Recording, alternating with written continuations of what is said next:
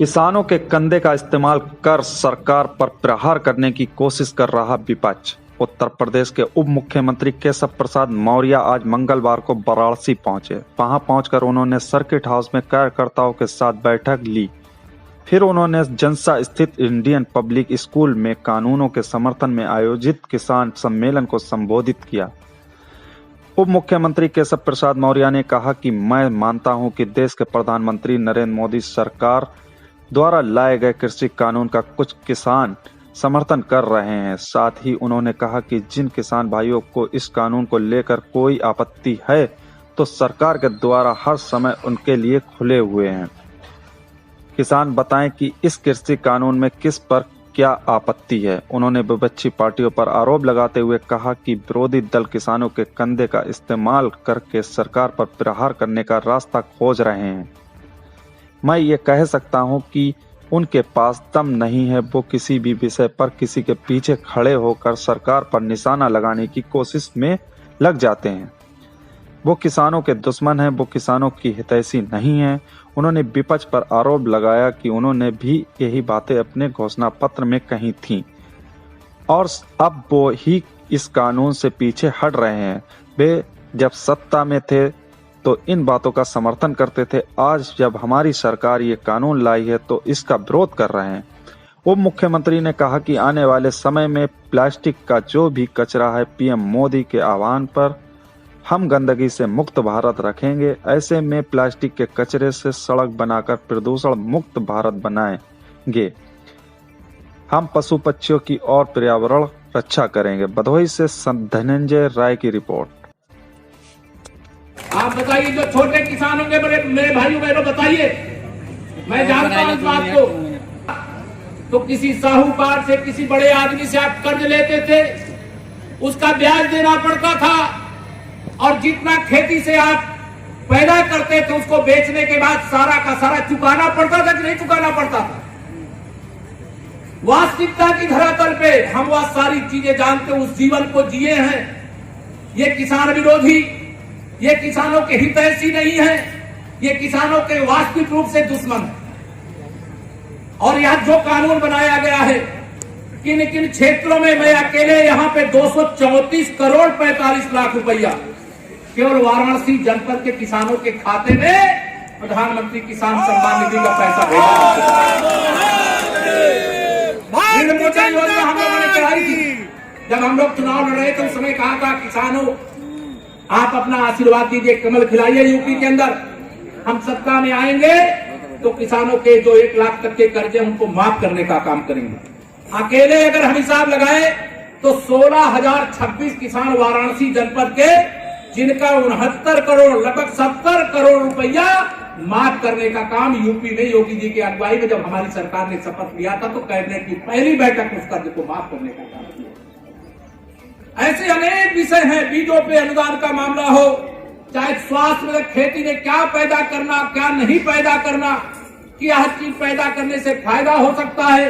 ये सारे डेटा के साथ आपकी मिट्टी का परीक्षण किया गया, खेत के परीक्षण किए गए। जैसे आदमी को खून की जांच कर लो, क्या रोग है और क्या रोग नहीं है पता चल जाता है, वैसे मृदा परीक्षण के आधार पर किस खेत में क्या पैदा हो सकता है, क्या नहीं पैदा हो सकता है, इसका परीक्षण भी यहाँ 2,39,465 किसानों के खेतों का परीक्षण किया गया है। इसकी रिपोर्ट मेरे पास है। प्रधानमंत्री फसल बीमा योजना के अंतर्गत पहले नहीं मिलता था, लेकिन प्रधानमंत्री श्री नरेंद्र मोदी जी के आने के बाद अगर आपकी 33% फसल भी बर्बाद हो गई तो भी आपको मुआवजा देने का काम किया जाता है।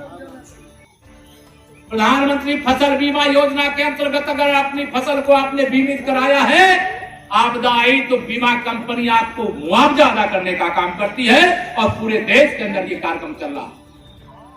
आप अपने सामान को उचित कीमत पर बेच सके, इसकी व्यवस्था की जा रही है।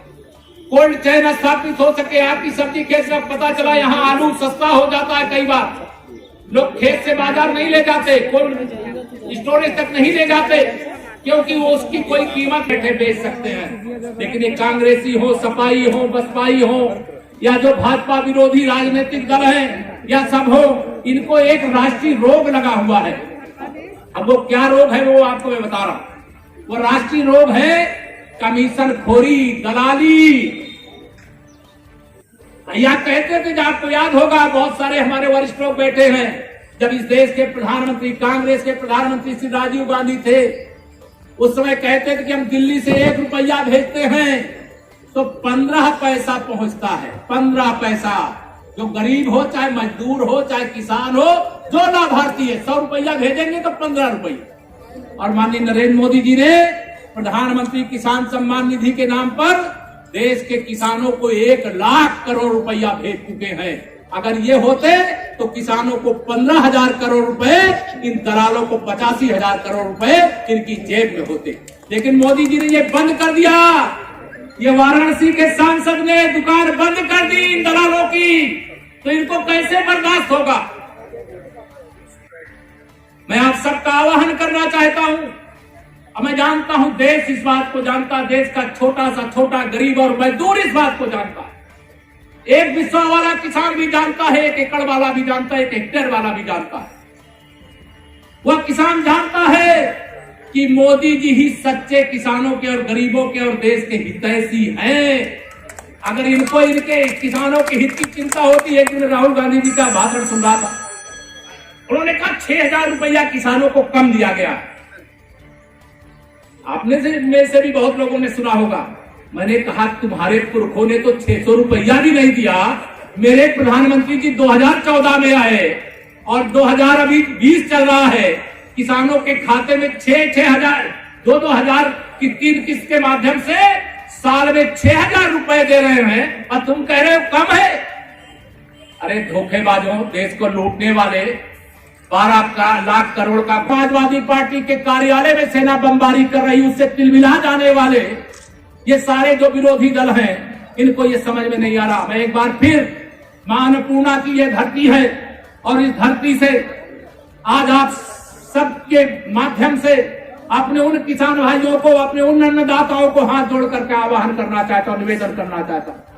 और एक किसान का बेटा होने के नाते, और जो भी है उस आंदोलन का समर्थन कर रहे हैं, कोई भी बात करने को क्यों तैयार नहीं है। सरकार ने अभी भी कहा, हमने प्रस्ताव दिया है, उसके बाद भी अगर आपको कोई आपत्ति है तो फिर आइए, सरकार दरवाजा खोल करके बैठी है। आप अन्नदाता हो, आप हमारे देश के सम्मान, अभिमान हो, देश का पेट भरने वाले हो। हम आपका अपमान, आपकी पीड़ा नहीं सह पा रहे हैं, लेकिन उसके पीछे कौन खड़ा है? तो उसमें किसान कम है, किसान विरोधी ज्यादा एकत्र हो गए। किसान कम है, किसान विरोधी ज्यादा एकत्र। और जब केंद्र में कोई सरकार, हम यूपी के अंदर अगर कोई कानून बनाए तो यूपी को ध्यान में रख करके बनाएंगे। लेकिन अगर दिल्ली केंद्र सरकार कोई कानून बनाएगी, माननीय नरेंद्र मोदी जी के नेतृत्व वाली कोई सरकार कानून बनाएगी, तो वो तो पूरे देश को ध्यान में रख करके बनाएगी। कोई 2 राज्य 1 राज्य को लेकर के कानून नहीं बनाएगी। अगर उन 2 राज्य के, 3 राज्य के किसी किसान को कोई आपत्ति है, और मैं आपको बताना, पूरे उत्तर प्रदेश के अंदर मुझे गर्व है अपने किसान भाइयों पर कि कोई भी माननीय नरेंद्र मोदी जी के नेतृत्व में बनाए गए कानून के खिलाफ नहीं है। और ऐसे ही देश के अधिकांश राज्यों में है। और जो अभी तक बहुत हल्ला कर रहे थे, उनकी ये हल्ला बोल अब बंद हो गया है। जो कहते थे हम बाजार बंद करेंगे, हम